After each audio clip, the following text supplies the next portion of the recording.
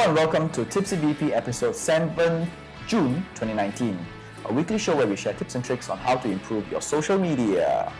Tipsy VP is brought to you by Virtual Peddlers Marketing, the digital marketing agency that helps small businesses go digital. My name is Sean. And I'm JK. This has been a long week of Hari Raya.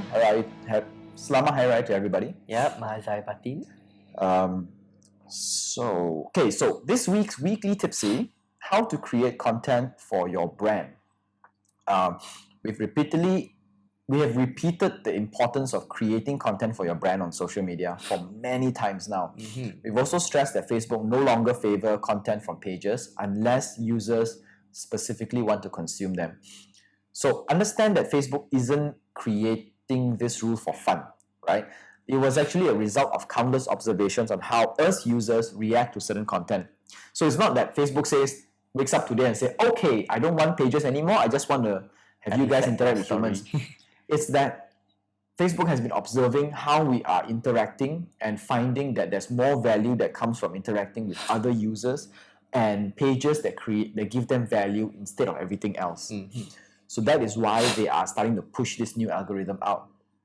So if users behave this way on one platform, we would presume that users will also behave the same way on every other platform, because for every platform we go to, we want to see content, valuable content, rather than just want to see ads. Correct, yeah. So we talk about why social media is not an advertisement board. Social media is social for a reason, right? People generally do not like to see ads, chiefly because ads are very self-serving. It's all about me, how cool am I? Look at me, how cool am I? How cool you will be if you have me along with you, which, it's stupid.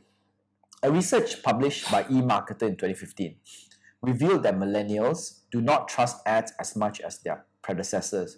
We talk about millennials because at this point, millennials have the highest spending power. That's why all advertisements, all media, even like the Disney's relaunching of Aladdin, Mulan and everything, is all targeted to millennials. Correct, yeah. Higher paying power. We are now the adults with kids. Alright. Enough. But this doesn't mean they don't. This doesn't mean they don't buy products. Just because they don't trust ads doesn't mean they don't buy products. But rather their influencers are now different. Instead of buying into the appeals projected by ads, they rely more on peer reviews, testimonials, and brands' values. Brand's values being very important. What does the brand stand for rather than just selling? Correct. Right? And your purpose of your business. Yeah. So how do you do all that is when you create content instead of just advertising. So now that we've established the importance of content for your brand, let's have a look at the fundamental questions, right, that build a good content. Essentially, it's as easy as asking the most basic questions. Why are you saying it? What are you saying? Who you're saying it to? And how to say it. By answering these 4 questions, you get to structure your content direction to a direction that actually speaks well to your audience, right? So you want to take up the why? Yeah, sure, no problem. So why? The purpose. Before getting into the type of content and brainstorming ideas, we have to first identify the purpose beyond your content strategies. What I'm going to say yours. What are you trying to achieve? How will your story bring your brand to life? While it's a good idea to source ideas from other brands, we have to always reflect on our why to know if the strategies align with our purpose and goals. Just because Red Bull spends a ton of money on successful content that never once showcased their product doesn't mean it will work for you. So I think besides Red Bull, there's another one would be Tesla also lah. Yeah. Tesla, Coca-Cola. Coca-Cola is a very lifestyle type of thing, but Coca-Cola always has the product there with them. So it's kind of easy to connect, right? I use Red Bull as a good example because Red Bull never once advertised, or maybe very, very hardly. They do it so rarely that I don't even see it at all, right? They sponsor a lot of athletes, extreme athletes especially, and they carry the Red Bull brand, and they don't talk about their drinks or how their drinks are, what it does to them, but they talk about a lifestyle.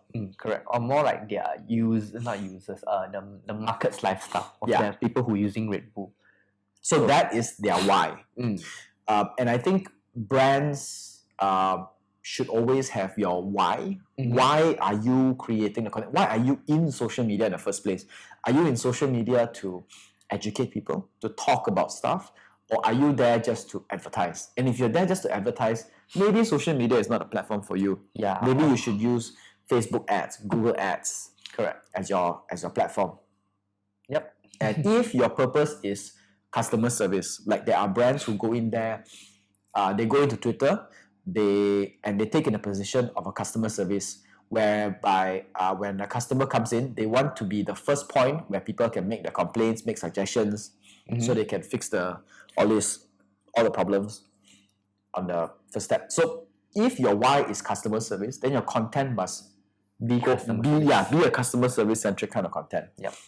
Or the whole action that you're trying to do, Yeah, so to say. that's where identity is. Yeah. Next up. Next up is the what, which is the ideas. By establishing the why, you will be able to clearly answer what kind of content you want to create for your audience.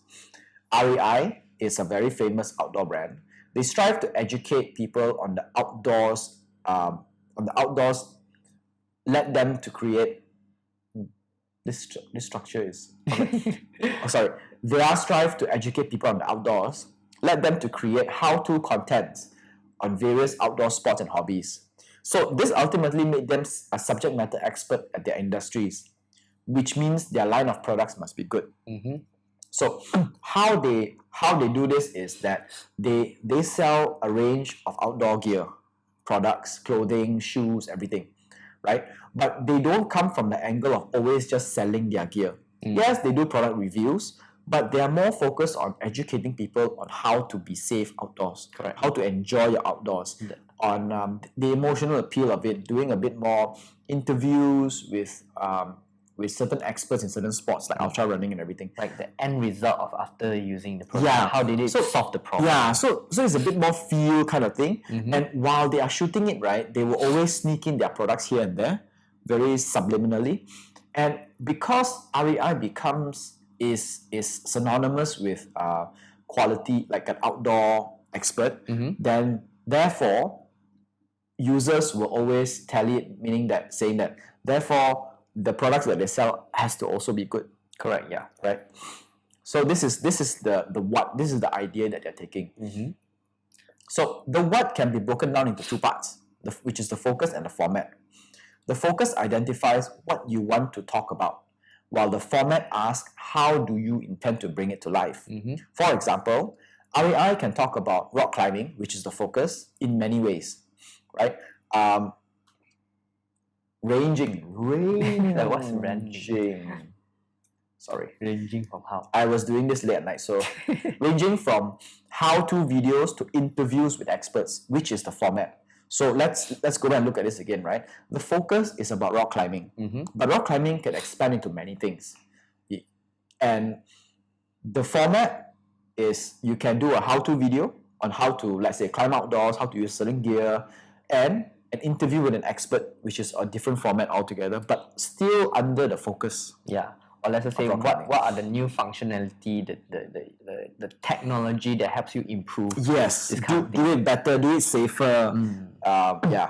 Recently, I think this is a good example. If you can go to Kickstarter.com, all the products that you see, those are actually very good few examples where I saw like a sneaker shoe that's applicable for outdoor, indoor, and everything, including water sport. And how it helps you, like the dripping technology. So you can just go there and check it out. Kickstarter has a lot of good video. Okay, up to the who. Next up, who? Your audience. It is important to know who your audience is in order to craft a story that reaches well to them. The same weekend excursion is told differently to your friends, colleagues, and grandparents. For the same reason, it is senseless to expect one storytelling format to reach everyone. In order to do this well, we have to first know who our audience are. This can be done in many ways, including split testing ads and the old-fashioned Q&A. But the last thing any brand should do assume they know who their audience are, because chances are high that they are wrong. So you have to really know your target audience language. Yeah. Very, very important. So I like this this analogy that you went out. Let's say, for example, let's take REI again, right? You went out for an outdoor climbing trip, and when you sit down with your friends, you will tell the story differently than if you sit down with your colleagues and your grandparents. Correct, yeah. If it's your friends, you go, oh my god, this thing happened, that thing happened, it's so cool, everything like that, and you speak as if you want them to be a part of it, and they, you want them to FOMO it, and Yeah. and when you speak to colleagues who you are not very close with, you just say, yeah, it was good, it's nice, It's a good time. But when you speak to your grandparents, you try to avoid that whole dangerous thing because you're so afraid that they will get freaked out because you are putting your life at risk, and you say, no, it's safe, Granny, it's safe, it's confirmed very, very safe. Yeah, it's like, like if you tell a friend, oh my god, I just jumped from a 20-meter cliff of waterfall. Yeah. Oh, grandma, I just jumped from a 20-meter. Oh my god, what did you do? So, yeah, grandma, I just went to a waterfall. It was not 20 meters, it was like 5 meters. Waterfall. Yeah. Yeah. So this is the very classic analogy, right? You want to tell the same story, but to different people you tell it differently. Yeah, because different keywords if used. you say different things at different, like if you tell your best friends that you just went to waterfall and you didn't talk about the key part of you jumping the 20 meter fall, you'd be like, okay, so what? It's a waterfall. Everybody goes to a waterfall, It's not as if you live in Singapore and there's no waterfall. There's so many waterfalls in They go at Changi Airport. They just slide down the jewel. You still can't slide down. Yeah, so yeah. Alright, so next up is the how. Content formats. After knowing your audience, you can then craft a story that connects with them. Like, for example, Malay ethnic crowds do not engage with the same content as Indian ethnic crowds. This is because the mass media that they consume is different, and they relate to different pop cultures. To take it to the extreme, right? Even Chinese-educated Chinese ethnics do not engage with the same content as English-educated Chinese ethnics. Yep, correct. Because they don't consume the same content, and they relate to the different kind of pop culture. Yep. If you are still unsure of how to format your content, consider researching successful competitors and other brands that target similar audiences. So in order to do that, you need to know who is your target audience first, right? So we need to go back to the who, because if you don't sort out the who, you cannot figure out the how. Yeah, how to shoot and stuff like that. Yeah. Then study their content and try to replicate their jargons and approaches to see if it works or not. So this one I think is very relevant to, let's say, because between you and I, right, we relate to content differently. Some content you find funny, which I don't find funny. Some I find funny, which you don't find funny. Yep, cool. It's not because the content itself is wrong or right. It's just that one is reaching to you, one is reaching to me. Yep. You watch a lot of, let's say, Korean drama, the one that the McDonald's one. I click to that kind. You I click to prefer that entertainment kind of. So you like that kind of style, whereas my kind of entertainment is a bit more witty and a bit more like geeky, very geeky, or very dark comedy English kind of style, rather than very Asian style. So if an ad that caters to me, you may like, oh, this is bad. I'm like, boring. Whatever, it's boring.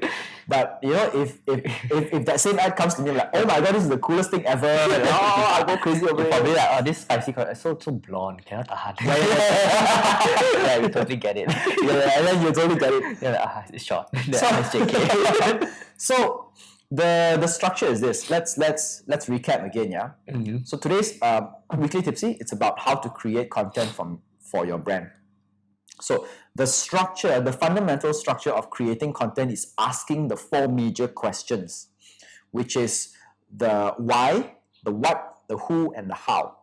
Why being the purpose. Why are you creating content in the first place? Why are you on social media in the first place?